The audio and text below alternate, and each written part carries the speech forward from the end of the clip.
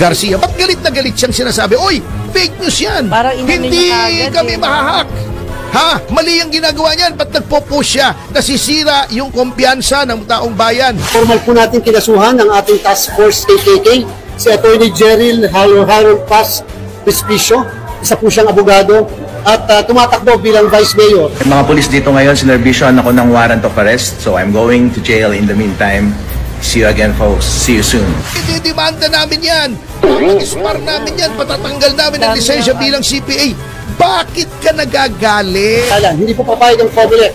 Ito po ang kauna-unahan na kaso na final ng Task Force KKK laban sa cybersecurity, sa issue ng cybercrime, and at the same time, sinabi rin po sa atin ng task force na magpapalit sila ng formal na disqualification case laban sa naturang personalidad, and at the same time, magpapalit din ng disbarment case sa ating pong Integrated Bar of the Philippines. Nalaman din po namin na siya pala isang accountant, and therefore magpapalit din po ng karampatang kaso para ipatanggal ang kanyang lisensya sa Professional Regulatory Commission.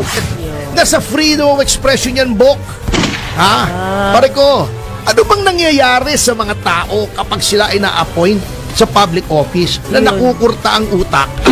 Nawawala yung kanilang knowledge sa konstitusyon.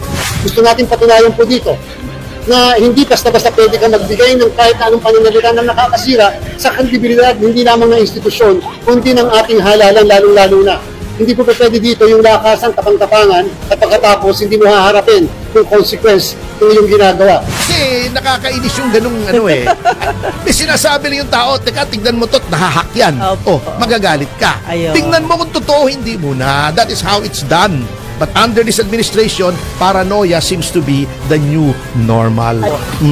Lalong-lalo na ikaw ay appointee ni Pangulong Marcos. At ikaw ay abogado ni Pangulong Marcos. Ito napakasama, no? May isang abogado, ang pangalan ay Tony Respicio ba? Yes.